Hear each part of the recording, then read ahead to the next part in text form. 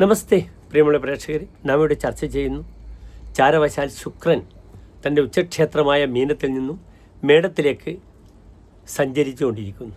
2026 March 26 കാലത്ത് 5 മണി മുതൽ, അതായത് 1201 മീനമാസം 12 മുതലാണ്.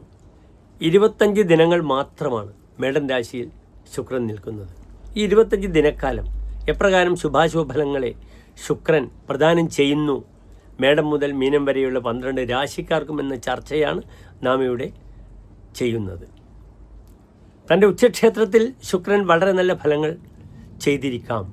കാരണം ശുക്രൻ ഉച്ചക്ഷേത്രത്തിലാണ്. ഇപ്പോൾ ശുക്രൻ നിൽക്കുന്നത് തൻ്റെ സുക്ഷേത്രത്തിലാണ്, ചൊവ്വാക്ഷേത്രത്തിലാണ്. ചൊവ്വാക്ഷേത്രത്തിൽ ശുക്രൻ വന്നാലും ശുക്രക്ഷേത്രത്തിൽ ചൊവ്വ വന്നാലും ഫലങ്ങൾ നല്ലതാണെങ്കിലും പലപ്പോഴും ഭൗതിക സുഖത്തിന് വേണ്ടിയുള്ള യാത്രയിൽ പല ക്ലേശങ്ങളും അനുഭവിക്കാൻ ഇടയുണ്ട്, സംഭവിക്കും.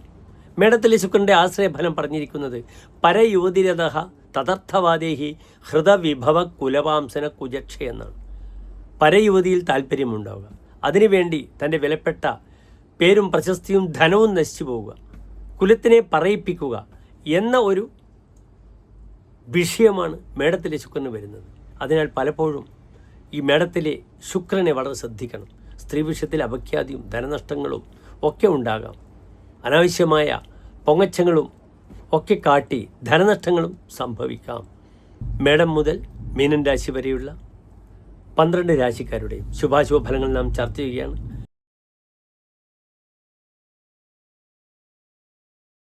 പുണർദം നക്ഷത്രത്തിൻ്റെ അവസാനത്തെ 15 നാഴിക, പൂയം, ആയില്യം നക്ഷത്രങ്ങൾ വരുന്ന 2 നക്ഷത്ര സമൂഹം.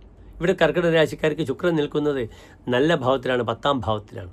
ശുക്രൻ 4ാം ഭാവാധിപനാണ്, 11ാം ഭാവാധിപനാണ്. അതിനാൽ 10ാം ഭാവത്തിൽ നിൽക്കുന്ന ശുക്രൻ ലാഭമുണ്ടാക്കും. ഭൂമിയുടെ ലാഭം, വീടിൻ്റെ ലാഭം, നല്ല സൗഹൃദങ്ങളുടെ ലാഭം, സൗഹൃദത്തിലൂടെ ധാരാളം സഞ്ചരിക്കേണ്ടുന്ന സമയം, കർമ്മമേഖലയിൽ ചില പുത്തൻ പാർട്ട്ണർഷിപ്പുകളൊക്കെ വരിക. സധനഹ എന്നാണ് വരാഹമിഹിരാചാര്യൻ പറഞ്ഞിരിക്കുന്നത്, ധനത്തോടു കൂടിയത്. കർമ്മമേഖലയിൽ ധനം വരും. തനിക്ക് വിൽക്കേണ്ടുന്ന ഭൂമി വിൽക്കാം, വാഹനം വിറ്റ് പുത്തൻ വാഹനം വാങ്ങാം.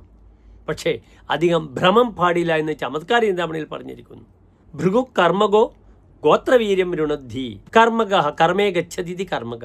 കർമ്മത്തിൽ സഞ്ചരിക്കുന്ന ശുക്രൻ ഗോത്രവീര്യം, തൻ്റെ ഗോത്രത്തിൻ്റെ വീര്യത്തെ നശിപ്പിക്കുന്നു. ക്ഷയാർത്ഥം ഭ്രമിക്കുന്ന വാത്മീയവ. അതിൻ്റെ കാരണം എന്താണ്?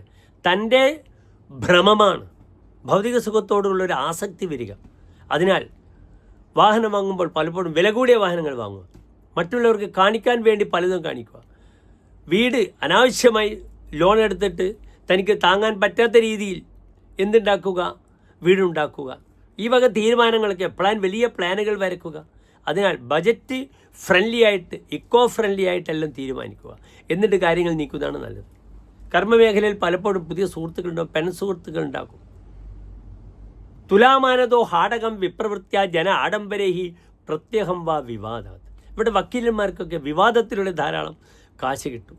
വലിയ വലിയ ആളുകളെ സേവിച്ചിട്ട് തനിക്ക് ധാരാളം ധനം ലഭിക്കാം. വിപ്രവൃത്തിയാണ്, ബ്രാഹ്മണനെ കൂടെ നിന്നുകൊണ്ട് ധാരാളം കാശ് കിട്ടുമെന്നാണ്. പലപ്പോഴും ഈ സ്ത്രീകളുമായി ബന്ധപ്പെടുന്ന വിവാഹ ഡൈവേഴ്സൊക്കെ സെറ്റിലാക്കുന്നവർക്ക് ധാരാളം മധ്യസ്ഥത വെച്ച് കാശ് കിട്ടാം, വക്കീലന്മാർക്ക് കിട്ടാം. ഏതായാലും ആഡംബരത്തിനോട് ഇച്ചിരി വിമുഖത പ്രകടിപ്പിച്ചാൽ കർക്കിടക രാശിക്കാർക്ക് വളരെ നല്ലൊരു സമയമാണ്. തനിക്ക് ഒരു തരത്തിലും വിൽക്കാൻ പറ്റാത്ത ഭൂമിക്ക് പെട്ടെന്ന് ആൾ വരും. ബ്രോക്കർമാർക്ക് കാശുണ്ടാക്കേണ്ട സമയമാണ്. അതിനാൽ നന്നായി അധ്വാനിച്ചാൽ കർക്കിടക രാശിക്കാർക്ക് ഈ ഒരു 25 ദിവസക്കാലം വളരെ അനുകൂലമാണെന്ന് അറിയുക. നന്ദി, നമസ്തേ.